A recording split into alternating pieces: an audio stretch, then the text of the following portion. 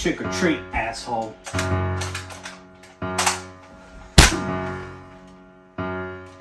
Oh shit, that was. Oh no, sir. I don't know what your problem is with me. We've done this for like, what, 12 weeks now? What do you want with me? What do you want?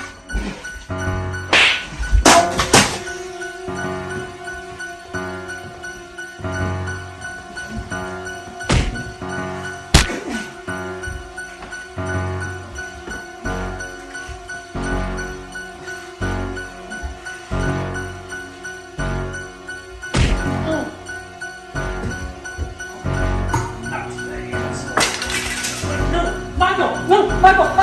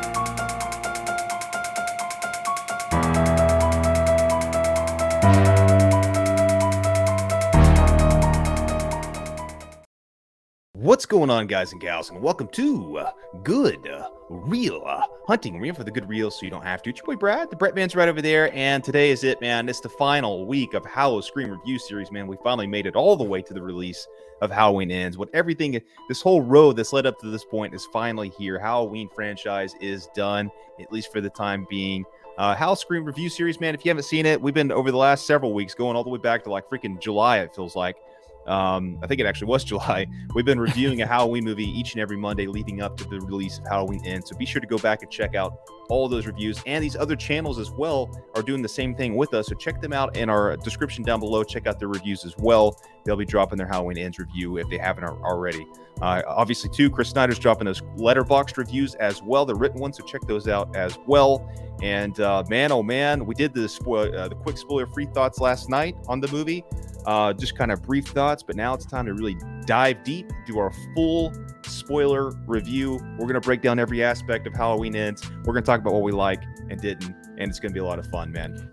In chronological order as well, because we both took notes, so we're going to go this movie from beginning to the end. Yeah, I didn't mean for that to happen that way. But anyways, besides the point, before we really dive into this thing, as Brad says, we just want to wish or just say thank you guys so much for making HalloScream a success. Thank you for supporting the channels that are involved with this project, especially for the Dark Gamer Files podcast, because we got them to 100 subs because of this series, and I think that is freaking amazing how we got to help them reach that goal. And Braden Timmons, baby, got to 10K subscribers with the help of this series as well. So just this is a great success. It has helped our channel a lot too, and we just hope y'all had a wonderful time with this. But unfortunately, all good things must come to an end. I see what you did there. Yeah, man. We finally made it, and man, we couldn't have, again, like I said, full spoilers today. The spoiler thing's up there. If you haven't seen the movie, don't watch this unless you just don't give a shit about spoilers. Then watch away. I don't care. You've been warned. We're gonna get into this thing, and it's gonna be a lot. Obviously, this thing ends the franchise in a really divisive manner. A lot of people are gonna be upset. A lot of people are angry, but actually, a lot of people so far, more so than I expected, have really dug this movie. It's gotten a lot of positive feedback. Which has really especially from the bigger YouTubers too. Yeah, I really expected this to be full-blown hated by like 99% of fans. I mean, like maybe 80% of fans, but probably more so than Rob Zombie's Halloween 2. But no, more people have liked this, it seems like, than Rob Zombie's Halloween 2. So man, I'm looking forward to getting into it, Birdie. You ready to go ahead and kick things off and just, yeah, I am freaking ready. I'll let you kick up, but first, just this is the last time we'll say it. this is a spoiler review. So in the comic section, after you watch this video, it is no limits. You can spoil away in the comic sections for this video, but not for the other videos, please. And this is a quick word from Darth Stewie. No, oh, hang on. Spoiler alert! Okay. Thank you, Darth Stewie. So, Brad, here we go, man. It's time to do it. Go for it. Jimmy Dean, rock on. Okay.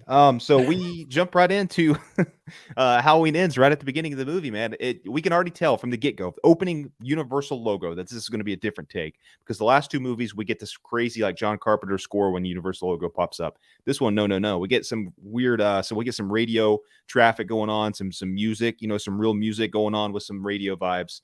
And it kicks us right off into this house, this big ass house, and we get to meet Corey Cunningham, the character, right out the gate, going over to babysit. 2019. Yes, it's Halloween 2019 now, a year after the events of 2018 and Kills. Corey Cunningham's hanging out. He's going to do some babysitting. He shows up. The parents are going to this Halloween party, and they hang out for a little bit. Man, they do. They have a good time. The parents leave. They're having a good time. They're eating some freaking, some cake, and they're watching The Thing, which is a cool callback to 78 and John Carpenter itself, man. That was so damn cool, especially it's like the Carpenter one for sure. And it was, I like the whole setup, and everything's just, nice and peaceful until this little kid, Jeremy Allen, with the Allen family, decides to be a little shit. He does, man. He pranks Cody, or Corey, not Cody.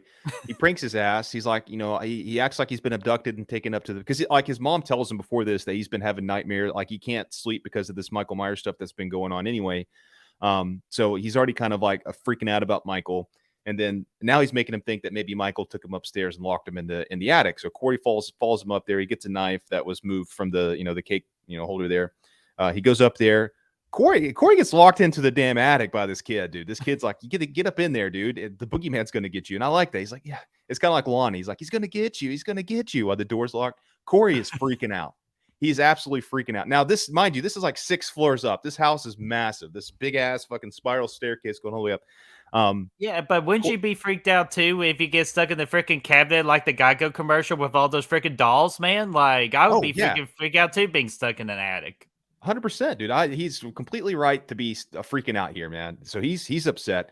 He's trying to get out the door that's locked. He's freaking kicking away at it. He's like, bam, bam, bam. Meanwhile, the parents are pulling up. As soon as they open the door, dude, Corey kicks this door open in the attic, freaking hits the kid in the face. He comes flying off the damn stairs, falling all the way down 6 floors to his death. And that's the freaking end. The parents like, dude, what the fuck just happened? He's looking up. Corey's up there with a knife in his hand. And then it cuts to the opening credits. It was intense. It was very shocking the way this thing starts. Oh, dude, I was like, oh shit. Like, because it just reminded me of the freaking skits we do where we throw chuck off some things. But damn, I think that actually no, I'm just kidding. They didn't use the actual child. But I had a note on here about I feel so damn bad for Corey right off the get-go. I feel like that's what they were trying to get you to do with this opening scene. Great success. And Jeremy freaking deserved it, man, because he was being a little shit on Halloween, and his ass got. And he felt, this is the second movie in a row where somebody falls to their death. This guy fell harder than the Flying Figaro did in Halloween Kills, for sure. And right out the gate, just this opening alone tells you this movie is going to be strange, because this whole opening happens and Michael Myers is not even, he comes up in a sentence, but he's not there. This has nothing to do with Michael at this point. And then it cuts into the opening credits with this awesome blue font, which follows, Halloween 3, the season of the witch. Like, we talked about it in the show the other day, Bertie. The font from Halloween 2018 matches 78. The font from Halloween Kills matches Halloween 2 from 1981. And now we get this blue season of the witch Halloween 3 font in this movie. And again, it's just saying, hey man, this shit's going to be different. It's weird. This is going to be it's going to be a contrast to those last 2 movies. And man, it was. And the credits itself was good. I like the way that it's pulling the pumpkins. It's like the mini faces. And the pumpkins were freaky too. They were, and I think the way it was like the pumpkins in the opening credits. It's like you pull one off and there's another one behind. It's like just showing kind of the many faces of evil. I think, and right here in the opening credits, which I think was really cool. And really just the heartbeat of this movie. If and after we get the opening credits, we get our Laurie Strode monologue. Kind of like her just kind of like explaining what has happened within these 4 years about like how in the town is like, are so afraid of Michael or evil being out there that like we see a couple getting like a freaking bullet in the car. It's like, well, did Michael do this? And Hawkins is like, no, that's not his MO. Which I thought Michael was funny. doesn't use Michael. guns. Yeah, Michael doesn't use guns and all that. Laura's just pretty much doing a recap at this point, and she's like, I'm not going to no longer let this like consume my life. I'm just going to start letting go and just enjoy the things that I have. And now I got to go take care of my granddaughter now of Allison because she has nobody. Yeah, that's because her parents are dead, all of her friends are dead, all that stuff is true. And yeah, it does jump ahead 4 years. And I like this opening because it does show the town still kind of being under the grasp of Michael, even though he hasn't been heard from in 40 years. He's still very much out there. He's still the looming presence over this city, this town. And I think that's cool. I think that it really adds to the atmosphere of the movie, especially in this first act. And I like that quite a bit. But what I also like is that Laurie in this opening sequence, she appears that she even says that she's moved on. She's not going to live in fear anymore. She's not afraid anymore. She's buying houses. She's doing all this stuff. Like she bought a new house that her and Allison are living in, like you said. The freaking Halloween 4-5 house. That's the first thing I thought of. It kind of looked like it. But yeah, I like the fact that she has moved on now. She's to me, she seems more of a human in this movie. She seems more real than she did in the last two movies. She did not like, I don't know. She was fun in 2018, but she was just so extra in that movie. And Kills was just, I don't even know what they did with her in Kills, but this movie, she does feel like a human being. She's right there. Like she's, this is the best version of Laurie this trilogy has seen, in my opinion, hands down, without even with no competition. Might be one of the better Jamie Lee Curtis performances we've seen in the whole franchise, honestly. It was really strong performance, and it started right here. That's a very interesting opinion right there. Just because, like, just for me, it's just like we just got this whole serious Laurie in 2018 and Kills, and all of a sudden we just do a big 180. And now she's just this happy go-getter and all that about like wanting to freaking like release the breasts of grief. Which I have this different type of aura around this Laurie. I'm just like, it's just with this trilogy, it just kind of doesn't make sense. I understand from this particular story, but just if you're doing a trilogy, it just kind of doesn't make any sense to me. It's a 180 for sure. This is completely different. It really is almost like going, and I know compared Kills to Last Jedi, but this really feels like going from Force Awakens, and then it ends one way, and then you go to Last Jedi, and it's something completely different. That's really how this feels at this point. But 4 years have gone by. It's not like it's the next day. 4 years have gone by. Laurie's had a chance to grow. She's had years of, which I know 4 years here after Kills learning to make pie. Yeah, she's. It's a Halloween tradition. I wanted to make you a pie. Burnt the shit out of it, dude. You got to set your timers, ladies and gents. Got to set your timers. Just watch documentaries. And also, I do like, though, she's a writer now, too. Like, she's just writing out her story on Microsoft Word and all that. Like, I thought that was a nice, like, if she's going to, like, move on and tell her story, like, that's the best way to do it. Yeah, I thought that was good. It was really nice. And the way it kind of, caps off later, too, is really good. And just kind of seeing her doing all that. Meanwhile, we're getting reintroduced to Corey now after the events of the opening credits. He didn't go to jail, he didn't go to prison or anything like that. He's going to work. He's working at this car shop or whatever. Pretty sure he was working at his dad's shop, wasn't it? He was, yeah. His dad was the one that worked him there, got the job there for him. But he's working on cars and shit. We see his jumpsuit right out the gate. His coveralls and whatnot, and it looks very strangely similar to Michael's coveralls, and it kind of looms on that for a minute. We see Allison; she's working at like a hospital now as a nurse. Yes, Haddonfield Memorial. Brackett's no longer there, R.I.P. But he used to work there too. Fucking Brackett. Yeah. So I mean, it kind of goes around. This is just setting up the movie, this whole thing.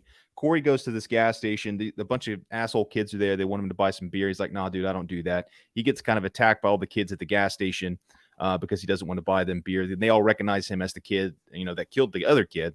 So they push him down. He cuts his hand. And this to me is again, at this point in the movie, I'm really liking the Corey character.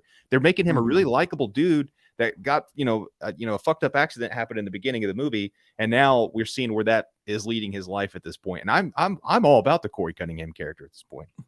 Yeah, at the very beginning, like kind of like I said, like with the introduction to Corey, I instantly felt bad for him, and that was the whole point of it. And you still feel bad for him now that you really just gravitate towards that character. So they're doing a really excellent job with this, with the Corey character at the beginning. I have more thoughts about that towards the end where they slide a little differently. But yeah, this was a good scene and all that with the high schoolers. Freaking just like you think they look like freaking football players, but I think they were saying they were doing some kind of like project or band project or something like that. So like I was like, God, if you're gonna get picked on somebody, you're gonna get picked on by these guys. Like, come on there, Corey. Like, holy shit. But before like all that, too, quick note: Allison got pulled over by an officer named Doug, I believe is his name. Fuck you, Doug. Who said that, you rascal? But freaking yeah, so they just want to introduce that real quick. That Allison has had rocky relationships. Like, even though it was just a quick little input in there, but just for later on as we are going through this. But yeah, Corey though and Lori, it was a nice introduction, like to them, and Lori kind of knows what's going on with Corey. He just wants to help him out, play Cupid. Yeah, dude. I think this cop is way out of his league in his dating game, in my opinion. B, I do like that scene after she gets pulled over and it pans down and goes down to the homeless camp and kind of it lingers on the sewer over there a little bit. It doesn't show you what's going on in the sewer yet, but it's just a nice little shot that's like something's afoot in the sewer system of Haddonfield at this point, and it's not. it's it's not Pennywise. It's not. It doesn't start with the P and end with a Y's. It's not that guy. It's just something else is going on down there. So that was interesting. But yeah, so the whole thing happens at the gas station. Corey gets his hand cut. Lori actually comes up and helps his ass. Like, she's like, all right, she's the one that runs these teenagers away. And then she's like, hey, do you want to do it or should I do it? And then she flips out the knife, like implying that they're going to slice the dude's tires on the car as he walked in. And yeah, he ends up doing it, and she takes him to the hospital. This really kind of kicks off. We've seen a lot of Christine comparisons here. And you can feel it. And this kind of starts it at this point. And I do think that this movie does have Stephen King vibes to it. And it has John Carpenter vibes, classic 80s kind of, weird ass John Carpenter, Stephen King vibes. And I think this is really where it kind of kicks off with this kid getting bullied essentially by these teenagers. And, him kind of getting his redemption. Yeah, fuck it. These are the same ones that were at your movie theater, dude, that one time. Yeah, you damn right they were. Except for one of them not drinking, 2 24-ounce Trulies. But besides the point, I actually could figure out the whole Christine thing later on. But that's a good starting point because again, he does get bullied, even though Lori's about to not show her. Ladies and gentlemen, he does not fall in love with his motorbike. We'll just go ahead and get that out of the way. He falls in love with something more darker. But then after all that, we go to the hospital where Corey gets stitched up, and this is our first interaction between Allison and Corey. And Allison is really she has some kind of attraction towards Corey, and all that. They kind of gone through some dark shit on their own, and then they kind of need to be together to overcome that shit. She wants to feed him guacamole in sexy ways. I sincerely doubt that. But yeah, so yeah, you're right. Yeah, they kind of hit it off at the doctor's office. This is one thing I felt. I don't know. Their relationship grows pretty quick within the movie. I think that it would have been nicer to kind of see this thing kind of have some more time to stretch its legs early on. It goes from 0 to 100, it seems like, but that's fine. They didn't have a lot of time. This movie's under 2 hours, and they have a lot to story. Yeah, we were at the 20-minute point at this stage of the movie. I was like, damn, this movie's either going really super quick or they're just rushing through things. Yeah, so that happens. Lori goes to the grocery store. She finds out that the light bulb lady from Kills survived, and she's just on a wheelchair now. She's all fucked up. She can't talk anymore. But her sister or whatever it was like, "Hey, my friend over here just got chopped up by your boy." So this is just more of Lori feeling the impact of Michael and not still having that grasp about her and whatnot. She runs into Hawkins there. which I think I wanted to see more Hawkins in this thing. He was barely in the Mhm. movie. This was one of his only scenes at the grocery store. But it was I a want nice him to moment. speak more Japanese. Yeah, he did speak some of that. He said, "I lost my shirt." Um, yeah, he was. Yeah, he was good though. I liked him. I like seeing that. We do need to change our kill count though, because this lady did in fact survive kill somehow. Yeah, and this is where I had like a really bad problem with this because this just makes Michael look weak. Because when Michael kills, Michael fucking kills. So you're telling me she freaking survives that brutal ass kill? Like to me, that's just it's like, oh come on, guys, like come, we didn't need this. Like we could have just had her older sister alone just do that scene by herself. Oh, come on, dude. It wasn't that bad. He was 31 of 32 in the movie. It's not that bad. Those are good numbers. He's still very strong. He still has the highest kill count of any of the any other franchise. And yeah, I think of all the kill, like I know it looked brutal. I think it's one of those situations where it looks worse than it is. It's a light bulb. If you miss the artery, you're golden. You just can't talk But it's anymore. Michael freaking Yeah, Myers. He but doesn't miss. he fucked her up, and then he killed her husband for sure. And I think she would have rather died. So I think it's Mhm. yeah, I think it's fine. That doesn't bother me. But either way, um, it was cool. I actually Yeah. thought it was cool to again just kind of feel the impact of kills connected to that movie some more, and just Mhm. kind of see where this town's at this point. Yeah, and especially to the point too where Lori's trying to get over it and move on with her life, but there's always these things that always bring her back in, and that's to me a great story. Kind of like just a tearing, like pulling each other.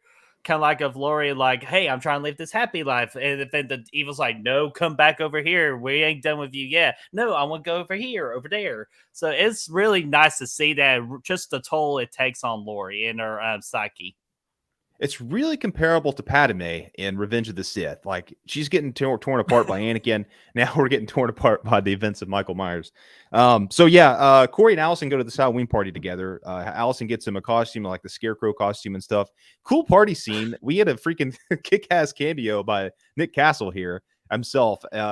He pulls off the. Yeah! You see anything you like, which I'm pretty sure that's a Linda quote right there too, like a Linda It nod. is.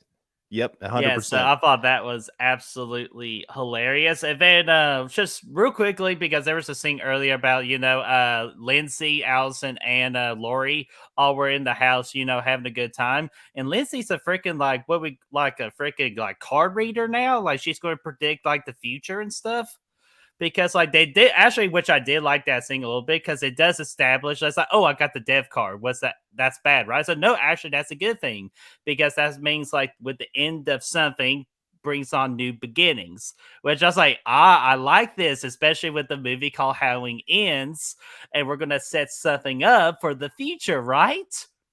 Right? It's the end of the franchise. There's nothing to set up. This is There's this is gonna how be we're more gonna. movies, damn it.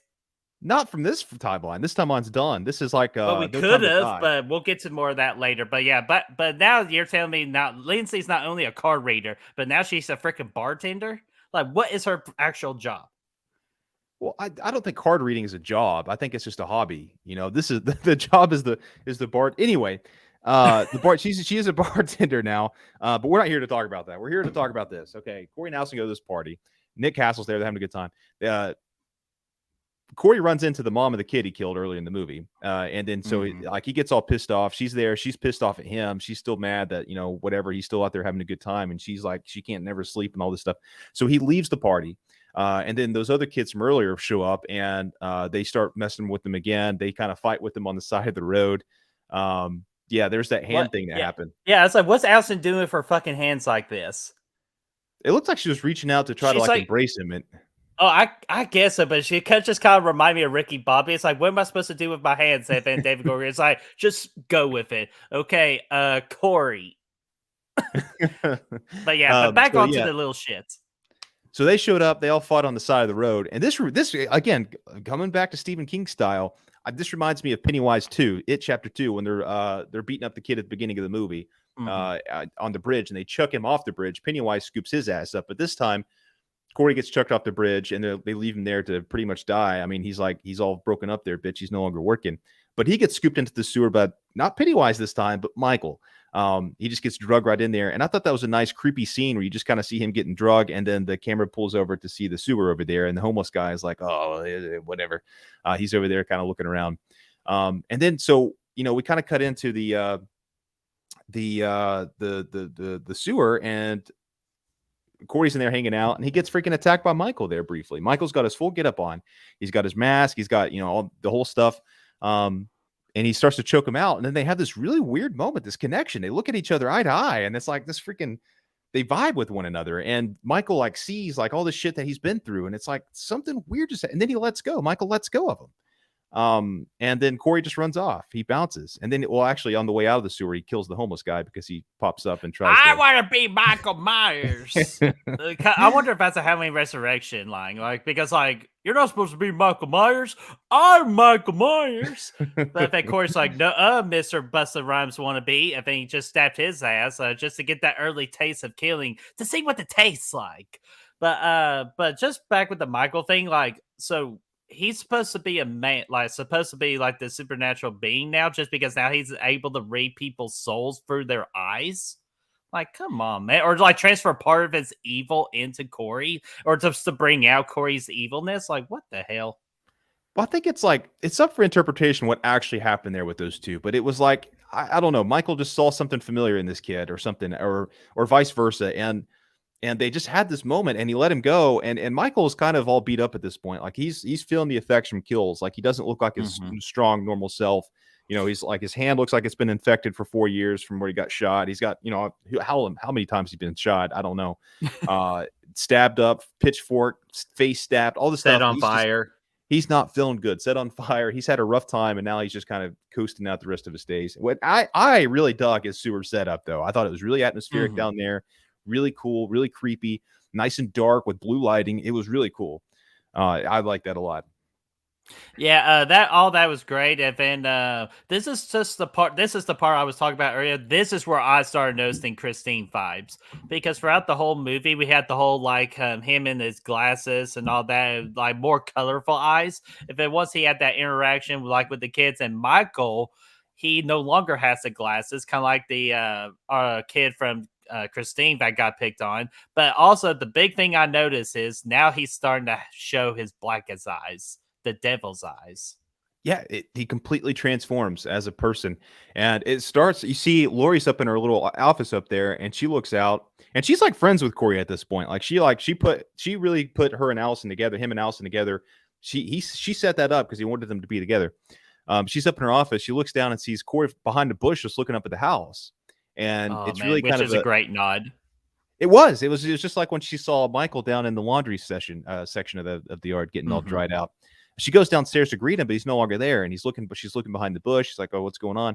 And then he kind of pops up out of nowhere behind her. And that was a good moment. I really liked that.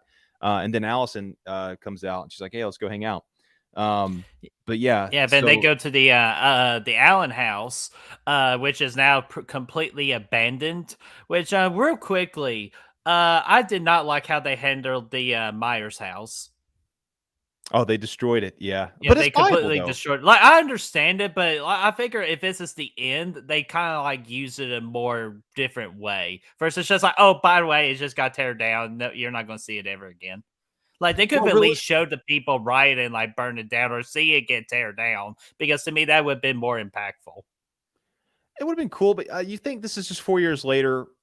Like a lot of, honestly, if it would have been sooner to that Halloween Kills, like I think we would have seen that for sure. If it was the same night, or if it was like the next year or something like that. But this is 4 years. A lot changes in 4 years. So right. It was fine. We got our Myers house in the last movie. But yeah, Corey and Allison, they go to eat. They're at this restaurant. The asshole cop's there again, the ex-boyfriend of Allison. He's there on the birthday party with Bill, or whatever his name is. It's not Ted Hollister, that's for damn sure. They're having a good time. Yeah, Doug shows up, and he's talking to both of them. He's kind of hitting on Allison again, and then Corey just freaking snaps. He's like, "Get the fuck out of here! We don't need your shit. We don't want your cake that you have over there. No sponge cake for us." And the two kind of just butt heads, and you can see that the Doug guy is like, you know what, I'm going to beat this guy's ass, is what he's thinking. Yeah, and then like after that, you could just see in Allison's face. It's like, dude, that was really fucking hot, and they start making out outside of Laurie's house and all that, and that's where Doug follows Corey into like the sewer hangout because that's where all the freaking cool killers are hanging out these days, you know. So freaking Doug chases after Corey, which he finds the bum's body, and then Corey lures him to the sewers. So they pretty much we got a 2-on-1 attack. Yeah, and I thought this moment was cool, and this is really kind of where that moment at the diner is really where Corey changed as a person, like at least externally. Mm-hmm. When because prior to that, he was kind of a pushover, like getting picked on as a. But then now, he snapped. He stood up for himself against the dude. He goes into the yeah, he does lure him to the sewer, and yeah, dude, I like this scene a lot actually. The Doug's looking around the sewer. You see Michael like off to the side a little bit, just kind of sitting there staring at him. He turns around with his flashlight. He sees like the silhouette, which looks like Michael. You're like, oh shit, Michael's staring at him from up here now. He's moved. And then when he shines the light up, it's actually Corey. That was Michael cool was bored down there. Michael was bored down there, so of course he had to freaking like find something to entertain himself. So he just took up artery. Yeah, I thought it was really cool seeing that scene where he's kind of Doug's looking at something and Michael's off to the side just kind of looking at him. But anyway, he sees Corey, he gets shocked. Michael attacks his ass, but then he kind of kicks Michael off because again, Michael's not himself anymore. He's all beaten up now. So then Corey starts attacking Doug down in the sewer. And he's kicking some ass, and then he wants freaking Michael to get up and help him out. Yeah, especially it's like kind of like a teach me moment, like show me how to do it, and that's where we get the iconic Michael picking up his knife and just showing Corey how it's freaking done. Just give him all lessons. Like this is where you need to stab to get the most effective kill. And then he just showed him over and over again because Corey apparently is a slow learner, so Michael had to show him multiple times. But yeah, it is a good moment for what I thought from a story standpoint of what they're trying to tell. Yeah, I think so. Corey, yeah, like as Michael's stabbing Doug, Corey's holding him down. Like Corey's like holding him so Michael can kill him because Michael's weak at this point. But as he's killing Doug, like as he's stabbing him, like he gets his strength back. Like every freaking stroke of the knife, he's getting stronger and stronger and stronger. It's really cool, and I think this is really interesting of adding to the mystique of Michael of what actually makes this guy drive forward. And it doesn't answer that question, but it's like, hey, this guy literally is like getting strength from killing this guy. Which is really interesting, I think. And because it goes back to Laurie's thing she says in Halloween Kills. The more he kills, the more he transcends. So it's kind of like the more Michael kills, the more rejuvenated he gets. Because we see later on that he's like getting a little stronger. Like you could tell he's still old and beaten up, but you could tell the more he is killing, the more he gets stronger. Yeah, it was really cool. And I think it brings us more questions about, what's going on with this guy. It adds to that supernatural edge a little bit. And to me, I think it was really good. It adds on to that. So that was really cool to see. And then Corey goes back to Allison's house. He's like, man, I don't know what's happening to me. And then they go upstairs together. Corey and Allison do, but Laurie's stalking them now. Laurie's outside, looking outside, seeing them going upstairs together. She's now the stalker, but now she's getting stalked by another stalker. Michael's here to stalk a stalker. So she's looking into the house, seeing them going up, and then Michael's behind the tree looking at Laurie. And I thought that was also a cool scene. And then us as an audience member was looking at Michael too. So we're all stalking each other. We stalk each other all the time. Yeah, and I thought that was cool. Michael's out of the sewer now. He's out, and he's trying to get back into his groove again. Yeah, absolutely. And then this is the scene too where Laurie goes visit Lindsay at the bar, get a couple of shots in, just having a good time. And also, Laurie is just trying to warn people now that Corey is this like new essence of evil, and and she's super worried about Allison at this point. And that's when Lindsay said, "Hey, you need to talk to this guy over here, Mr. Allen," which is the kid's father, Jeremy's father, at the beginning, and he just was describing kind of like. I kind of almost in a way got Dr. Loomis vibes. Of course, it's not the personality or the essence of Dr. Loomis, but it kind of seems similar with describing pure evil.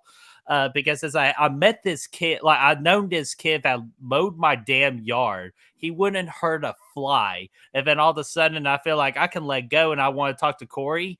And I saw nothing but just dark, like just a bad aura around Corey now that made the hair stand upon my neck. I thought that was a really good building scene for what we were building towards Corey. I absolutely love that scene. Yeah, I thought it was really good for all the reasons you just said. I thought it was really solid. Meanwhile, Corey, we go to the doctor's house. That's with the nurse from Allison's place. That she got passed up for promotion because this other nurse is apparently sleeping with the doctor.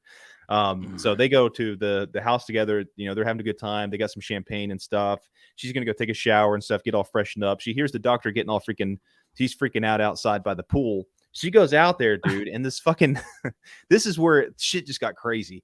She goes outside to the pool to see what's going on. The doctor's getting freaking murked, dude, by the scarecrow mask, which we saw Corey wearing earlier.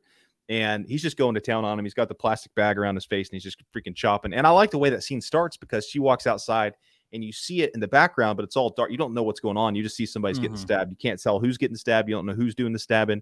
She turns the light on and sees that's what's going on. Dude's all getting all fucked up over there. She tries to get away. She does. Corey chases her. But she slams his hand in the door, the glass door, the sliding door, and goes inside. She calls the police, and then freaking Michael shows up. And now we're like, oh shit. Oh yeah, oh shit. And then we get the recreation of freaking Bob's kill from 78 and all that. So we get all that, and I'll just let you know that is one doctor that does no longer make house calls. He absolutely does not, man. If you want to get somewhere in the Halloween franchise, you do not want to be a doctor because they have a bad track record. You don't want to be a doctor. You don't want to be a car mechanic.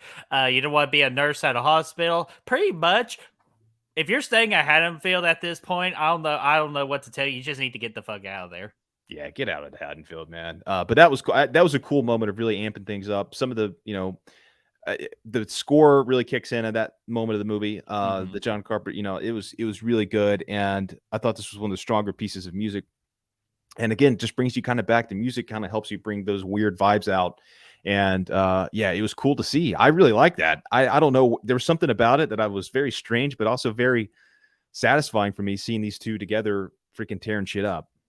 Yeah, and again, it's just like freaking like this is like passing the torch, and I'll get more into this later on when we finally get to the third act here in a little bit. But then after all that, after a good night of killing a doctor, freaking Corey and Allison go to the freaking radio tower, which I totally forgot about. David Gordon Green mentioning the whole phone tower thing, which kind of makes sense. I'm not sure if you could put any more light onto it, but we get them at the phone tower just hanging out, and Corey has this idea how they should leave Haddonfield just because nobody likes them or they treat them differently and all that. So they just want to leave and just start a whole new life. And before they leave, we get this guy named Willie the Kid, aka another Danny McBride character. You can easily tell it's a Danny McBride written character. And then that's it for the phone tower scene. Well, there was a good moment of them kind of growing the relationship there. The music, the score is good here. Corey jumps off the building, but he kind of tweaks his leg a little bit. He falls on the ground, and this moment he does the Michael Myers immortality. Yeah, and then he does the sit up at that point to get up. That's how he gets up. Is he does the classic Myers sit up, and I thought that was really cool because it's just really kind of again driving that bond together, I guess. But I like that moment. I didn't have. I thought it was cool. Corey is Corey gets visited by Lori at the house he's staying at now, the vacant house. The next day, she's all like, "Stay away from Allison. She can't handle this life. You're freaking. I can see that you're evil now. Yada yada yada." That was a cool moment by Lori where she's just kind of sitting there in that rocking chair and she's like, "I'm not afraid of you, and you're fucking up. I'm gonna freaking this is no good." And the chair keeps on hanging the wall and all that too, which I thought that kind of was great for building up the tense scene right there because you don't know if Corey was going to snap and attack her or she was going to attack him. You didn't know what was going to happen, but I felt like it was really good, like building up to because again, we're now officially on October the 31st at this point. Yeah, yes. So all hell's about to break loose on this night, which. Damn it, why can't hell break loose on the 30th? But nah, I'm messing. But yeah, like we get all this like interaction between Lori and Corey. And Corey's big line here was if I can't have her, nobody can. Which is kind of like a big nod to Christine. Like and all that, just like with the car and all that. Like if I can't have the car, no one can, and all that. So we get that, and then this whole conversation leads Corey like over the edge at this point. Like he's had enough shit. He tells Allison about what just happened, so it's to kind of cause a rifts between them, and then he pays one last good visit to good old Mikey Myers at the sewers. Yes, and one thing I noticed too, whenever he was sleeping at the house with the kid he killed earlier in the movie, he's not just staying at that house. He's sleeping in the exact same spot the kid fell to his death at, which was really Yeah, and uh that blood stain on the floor, if that was still there, I thought that was a nice touch too. yeah, it was really like a just like man, this guy just he's combined. This guy's gone at this point. Like he's just it was a nice subtle thing. Mhm. Really, it was cool. But yeah, skipping ahead where you said he goes down to the sewers again. He's just getting at this point. He's like, "Fuck it, I need your mask, Michael. I got to go have fun on Halloween tonight, and I need your mask." And to And it's fully transcend to that evil, like to embrace evil at the fullest at this point, because you just need this that mask. Like, yeah, like I actually would prefer, honestly, for him to be in that scarecrow mask, and then like at the very end, get the mask. But again, they fuck what I want, so I'll dive more into. I'm telling you, I'm getting there with my epic rant. But yeah, go ahead. this this moment was so weird when him and Michael are fighting in the sewer. The camera just stays. There's no cuts, and they're just going back and forth the opening, just like duking it out, like pulling each other one side and whatnot. Eventually, Corey does get the upper hand. Michael falls down. He rips the mask off and walks out, and then Michael does the sit up behind him, which I thought was kind of cool. It was kind of comedic the way they were fighting around, but I don't know. I kind of liked it. It fit the tone of the movie. But yeah, so she leaves, or he leaves with the mask. He's got the mask now. Allison, meanwhile, is like she's packing her bag. She's going to leave with Corey. That's her intention. Lori calls her out And on it, meet and at this the sets up. diner at 9 o'clock. Yeah, they're going to go meet at the diner at 9. They're going to gather. But I love this scene with Allison and Lori when she's leaving, and Lori's like, "No, you can't leave with this guy. This guy's bad news. I see the same thing in him as I saw in Michael." This scene with these two characters is probably the best in the whole trilogy. I think it was fantastic when you see Allison's kind of projecting everything on the Lori, the loss of her parents, the loss of all of her friends. It's all your fault at this point. And you can see the kind of the toll it's taken on Lori and the relationship where you think everything was fine throughout this movie, but it finds out she's harboring some resentment. And I thought that was a great moment. And this, Yeah. yeah, And I don't blame Allison. Like none of us can blame Allison because she has went through a lot in 2018, like with 2018 and kills and all that. So no one really blames her for that. But like, come on, at the same time, you can't blame Lori too. Just because Lori is just as in this as Allison is at this point, because this is still hurting Lori. But that scene absolutely was a very damn good scene, but just again causing that rift between each other that Corey has already planted the seeds in. just putting out there what trauma does to people. It's done different things for everybody in this franchise. At this point, the trauma on Allison has kind of put a wedge in the relationship, which I think I think it's a good thing. It's a good way of explore. It's a good thing to explore. I think it's very interesting. But this Yeah, kicks off and my favorite. yeah, Oh, sorry. sorry. Go ahead. Last note, real. No, it's okay. Last note, real quick on that too. Kind of like so now thinking about it, I like it again, like because again, Corey planting the seeds and all that, but it kind of makes Corey more smarter as a killer than like Michael is. Like he doesn't do things just to think them out. He just does things, as the Joker said. But Corey is more of like just not just does things, but he thinks them out too, and that to me makes him more dangerous. Yeah, I think so too, man. He's still very much like aware. Like, I mean, and Michael's always been kind of a smarter killer too. But I think Corey is really kind of, he's still got that personality. And so he's able to still manipulate people and stuff like that. And this kicks off like my favorite part of the movie. This is Corey. He's got the mask. It's Halloween night. He's ready to freaking kick some ass at this point. So he finds the kid that's been giving him a hard time, this whole group of kids, the band kids. And he writes freaking psycho in their car with the knife. He freaking keys that in there on the hood. So the kids come out of the gas station. They see that. They're like, oh, fuck, let's go get this guy. So they follow his ass to the freaking the car yard where he's working at. And dude, this whole scene is epic as a mofo, man. They pull in there. The whole setup is great. Corey goes in there with his motorcycle, and then you see the kids pull in, and then like you see the gate close behind them. It's just a nice little subtle thing. The gate closes. The score that picks up here is very, in my opinion, it was very reminiscent of Halloween 3, The Season of the Witch. Like it really felt like the kind of same has score vibes, which I thought was really cool callback. We see that Corey's dad's still there in the office. He's watching some freaking 90s freaking straight to the TV action flick with minus Steven Seagal. It looks crazy. But yeah, all these kids are now in this locked in freaking environment. and the main kid that's leading these bullies or whatever, he's like, oh, let's go fuck up his bike. So they tie a chain to his bike, and they're about to drag it with the car and just really fuck it up. He goes back to the car because the guy's not pulling away with it, and this guy's dead as a mofo. And this just kicks off this whole freaking thing where then like everybody's kind of like running away, and then he runs over this girl with the truck, who's climbing over the fence, so she gets pinned under the fence, which was freaking awesome. And the other dude comes over there to try to help her out, and then like her dad, actually they get Corey's dad, and he comes over there to help her out, and then freaking Corey standing behind the dad, he turns around, he's like, Corey, and he puts the freaking the Michael mask on at that point, and he's got the coveralls. It looks great. He becomes the Shape at that point. And the other dude he has a rifle, so he shoots at Michael, but the other guy stands up just in time just to get freaking blown away. And then he comes over there to check on that guy, and the girl under the fence is like, hey, where's Tiffany or whatever? And then he's like, oh, she's dead. And then her response is like, yeah, you're dead too. Because Corey's right behind his so ass. random as fuck. I thought it was great because it was like, it's this last moment where he's like, yeah, what's going on? Oh, she's dead. Oh yeah, you're dead too. What do you mean? Oh, dead as a mofo. And this sets up one of the coolest kills of the movie. Yeah, I would even say at the franchise too, with the whole blowtorch in the guy's mouth, like holy crap, and like that was like, oh, and then of course we get the good old classic head stomp too. You can't have a Halloween movie without a good classic head stomp. Towards the other girl that was trapped, which I kind of felt more bad for her because she had nowhere to go. She was stuck.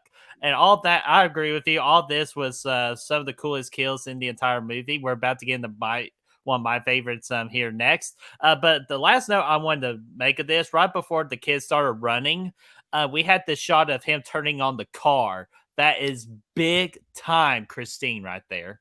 100%, dude. 100%, man. This movie was so inspired by it. I wonder Stephen King loved this movie because he loved Christine. Yeah, I think it was really cool. All that was neat, man. The blowtorch, the callback to Friday Part 5 with the torch in the mouth. I don't know. I doubt it, but it's kind of the same thing.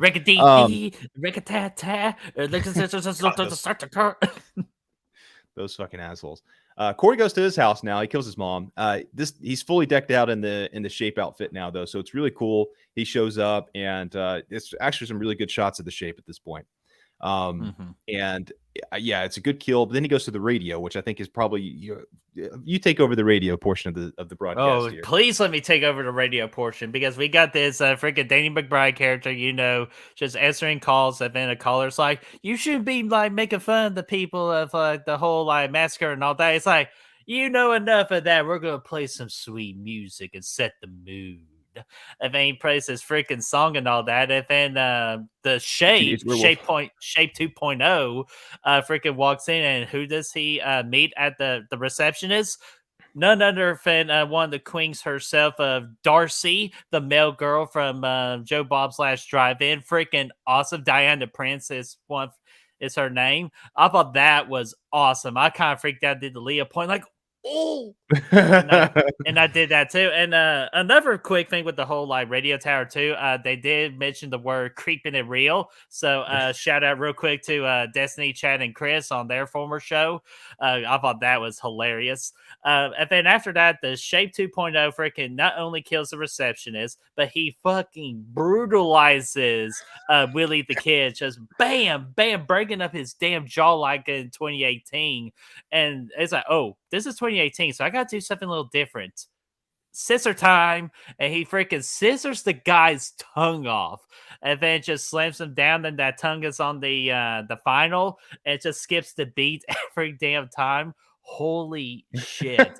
Christopher Nelson, amazing job with this thing. Yeah, that was freaking epic. That was a really good kill, man. I think, that whole sequence was good. And again, there's some good shots of the Shape in there. And we keep saying the Shape 2.0.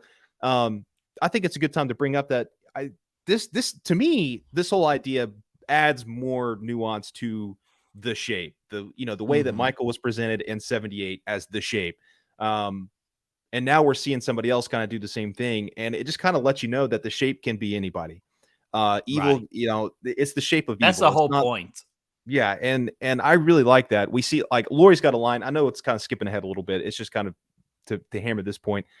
One of the closing lines from Laurie is that evil never dies; it just changes shape. Right. And that's I thought that was really cool at this point in the movie.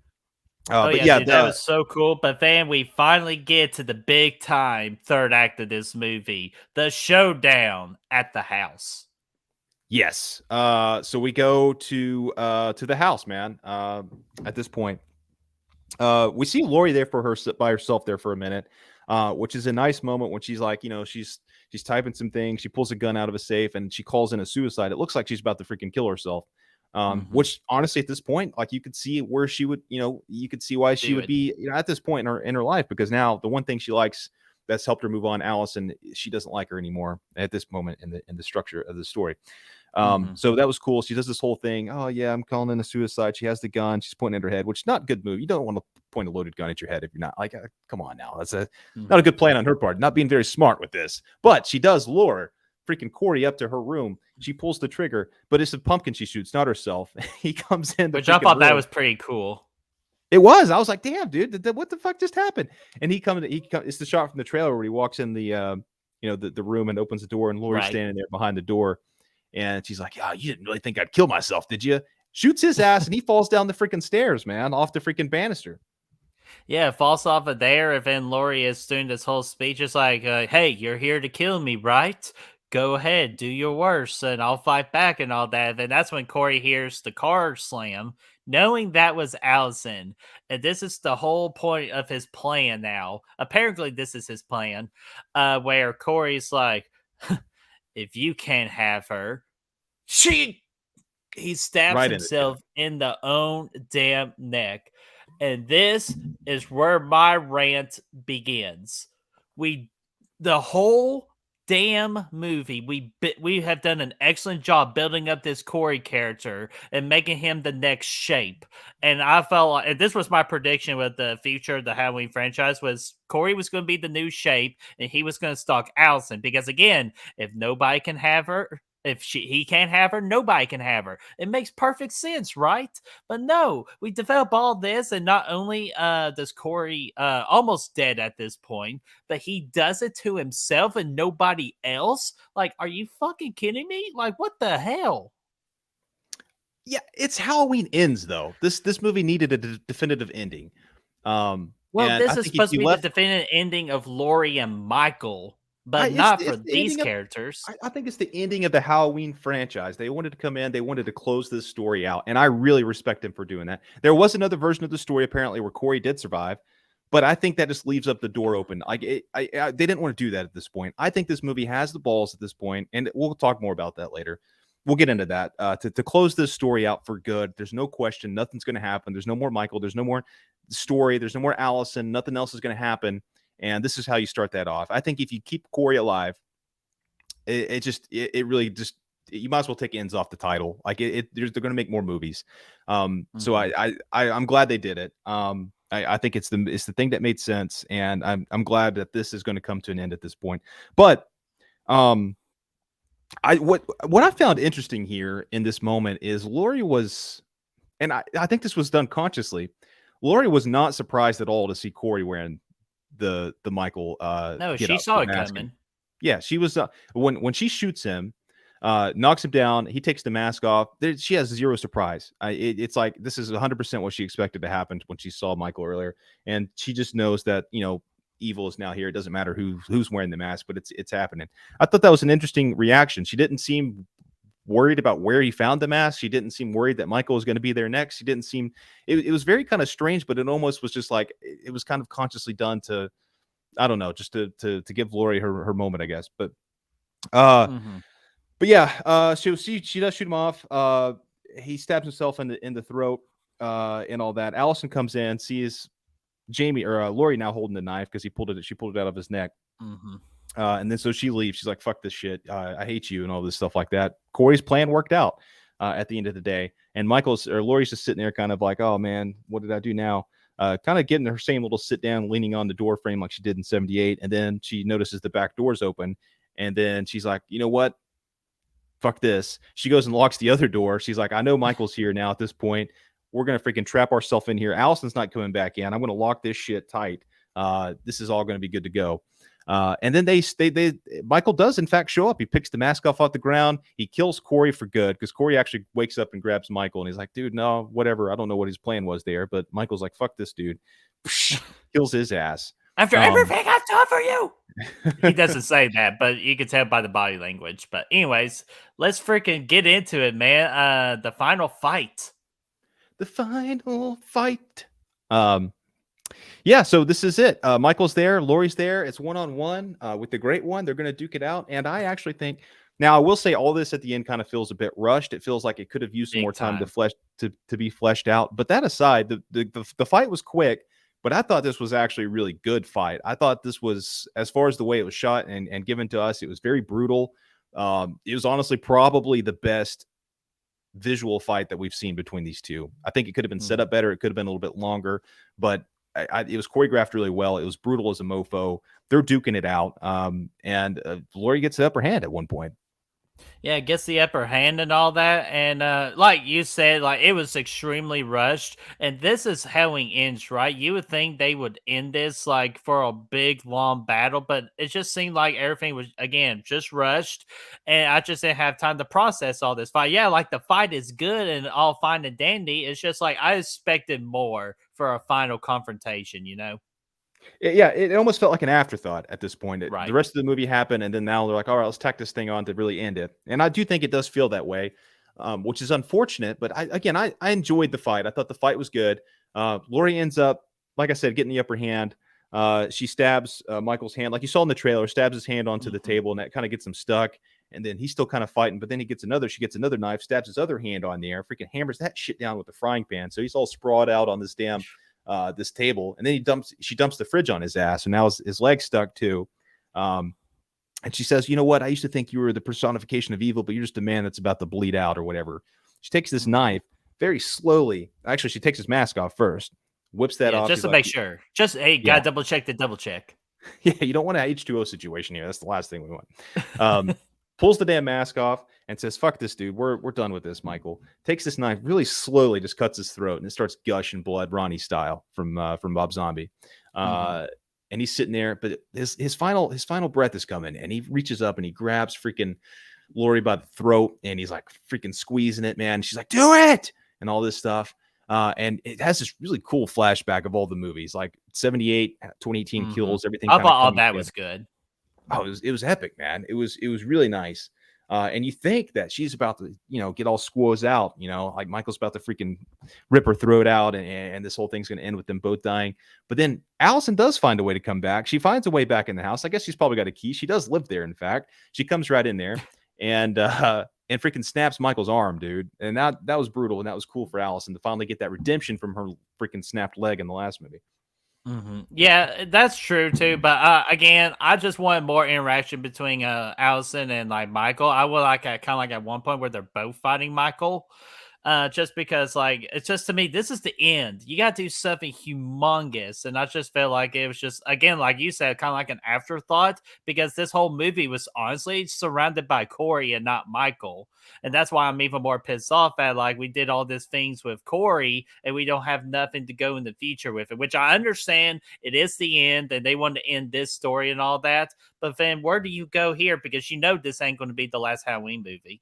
Well, this franchise is done. This part of the franchise is complete. Oh, well, let's finish it out first. So yeah, arm gets broken by Allison. Laurie gets another knife, freaking slices his freaking wrist, freaking vertically, the way you want to go, freaking to bleed him out. Now he's getting bled out like that nurse from Halloween 2 in 81. Like there's freaking pints coming out all over the floor. It's like he's sitting there, he's dying.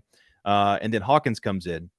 Actually, there was a moment where, like, I don't know, Allison's, after she cuts his hand, it kind of looks, there's like this cut on his hand that looks the exact same as Corey's, and I think Allison noticed that and kind of put two and two together, which I thought was kind of interesting. And then Hawkins comes in because she called the police earlier and all that.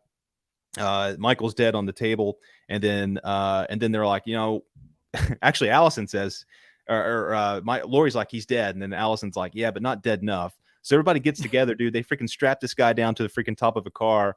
Sheriff Barker pulls up finally, And this guy's finally like, you know what? Fuck this. Like he's like, yeah, this one of the other cops is like, this isn't how we do things. And then Barker's like, it is tonight. And you finally see Barker. This is his MVP moment. He's back, baby. He's like, yeah. Titus O'Neil wannabe. So they strap Michael onto this car. They all drive in this procession, which is a really cool sequence, I think, for the town of Haddonfield to get together and see Michael getting transported to his final place of rest.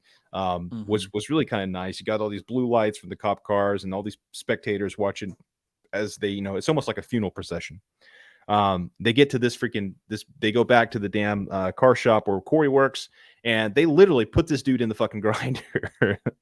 They put Michael's corpse in this grinder, and I'm like, dude, finally. I've been saying this since 78 whenever Laurie stabs Michael in the closet and he falls back. I'm like, dude, just go chop his head off. Let's make this definite. Let's go ahead and freaking like it's over. Like there's no chance he's coming back. They finally did this to a freaking slasher icon. They put him in a freaking grinder and he gets freaking chopped to fucking sawdust at this point, dude. Freaking epic, definite ending to the Michael Myers character. Oh my gosh, dude, this is what we call over the top as I ever seen it. Like, I just feel like you had a great visual at the kitchen table and all that. You could have just ended, like, kind of like do that, ended it, and then get to the whole Laurie, just explain the kind of like the stuff that happened after that about how like they cremated his body or just something like that. Just to me, this is just way over the top. You're right. It is smart to do this to a horror villain, especially one that's been haunting you for 40 plus years. I totally understand that. But just to me, this is like our last visual of the gray horror icon of Michael Myers. I just, for me, it just doesn't sit right. I think it's fantastic.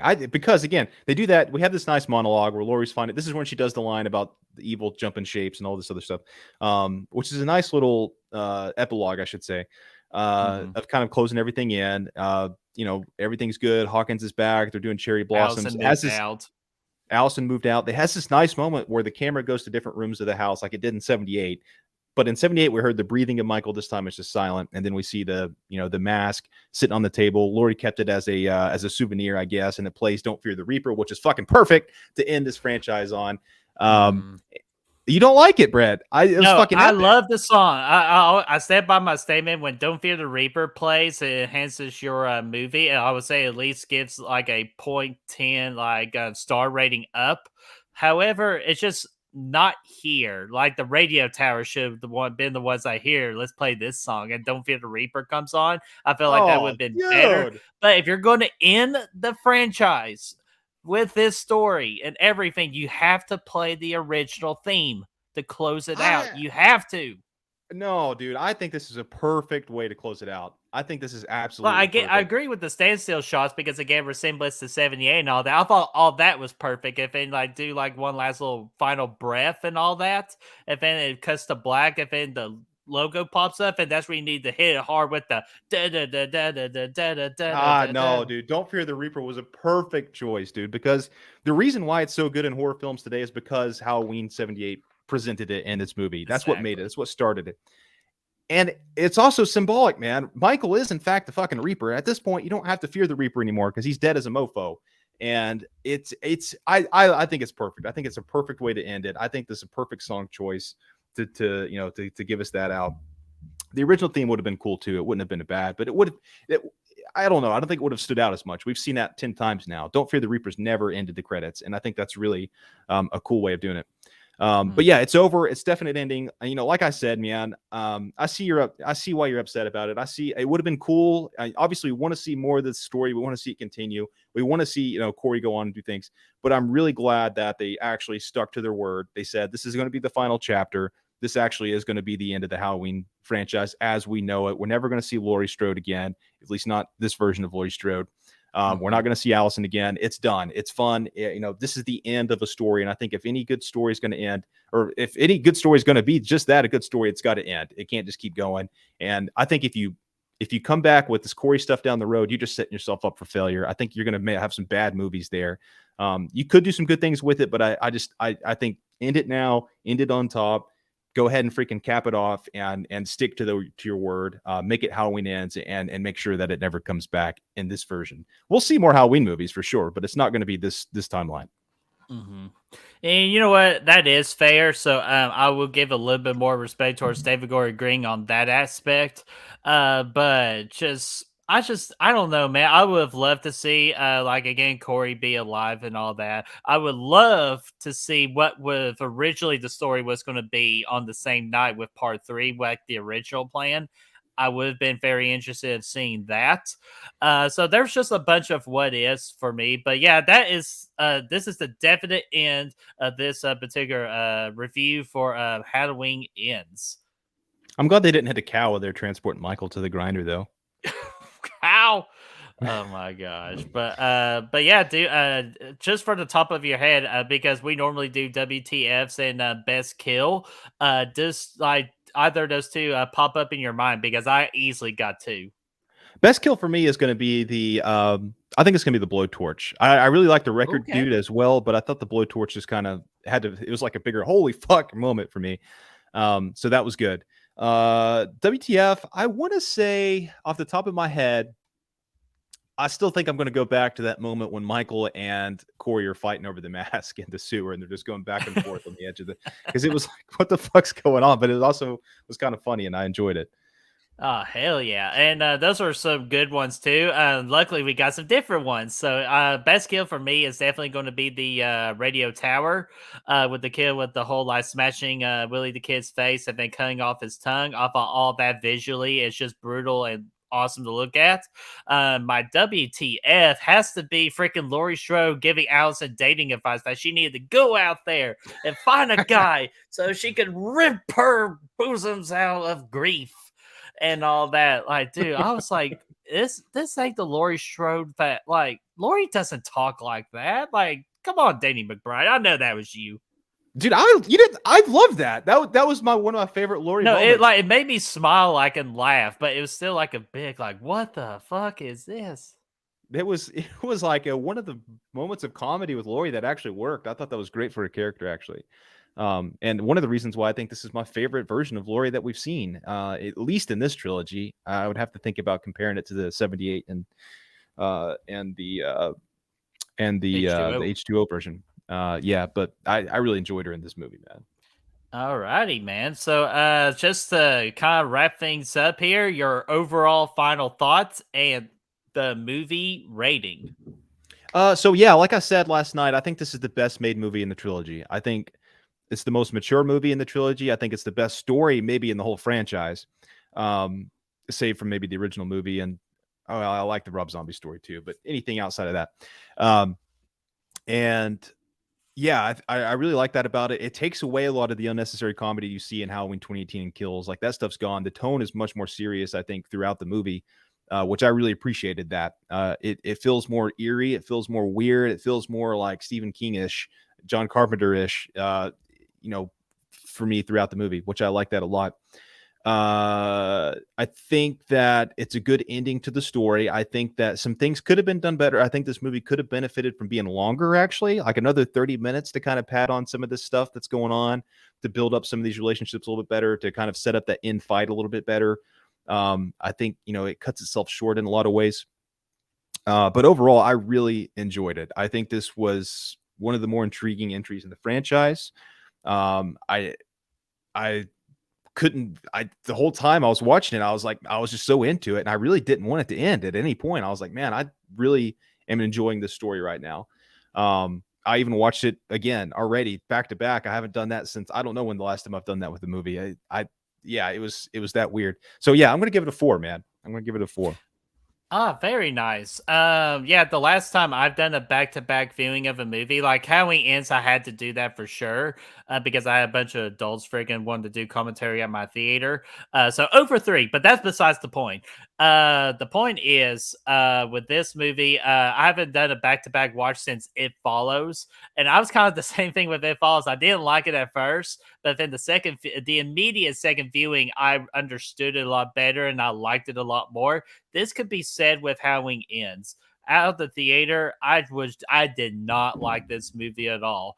But after a second viewing and paying more attention to the details, and again, like Brad says, the layers of the story, I understand the direction. I appreciate what they tried to do. I still just don't think it was perfectly executed, especially with the title of the end. Yes, they did give us an ending, but it's just, to me, it's a rushed ending. And everything just seemed rushed in the third act. And we do all this work with Corey and we just got rid of him. That leaves a sour taste in my mouth.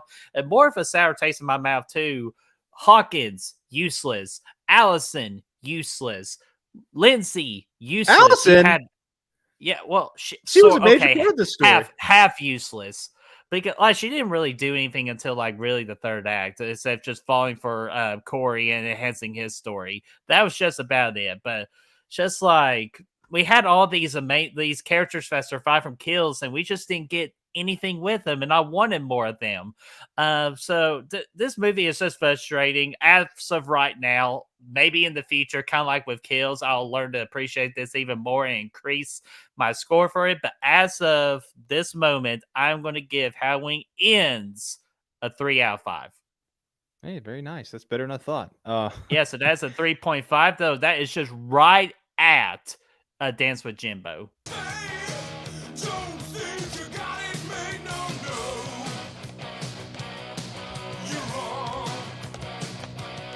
Oh, hell yeah, dude. Rockin', man. Man, like I said last night, I'll kind of harp on this a little bit more. I think this would have been a perfect, if this was a sequel to 2018 and not Kills, this would have gone up another half a star for me. I think it would have really been perfect. Could you imagine Halloween 2018 ends, Michael's in the flames. We cut ahead 4 years. Michael is assumed to be dead in the fire. Laurie thinks he's dead, all this stuff. And then all of a sudden, this kind of weird stuff kind of starts happening. And we find out that he's living in the sewer and he's been that would have been fucking good. You could have left Hawkins dead. All that stuff would have been fine because he didn't really serve a purpose coming back, honestly, unfortunately.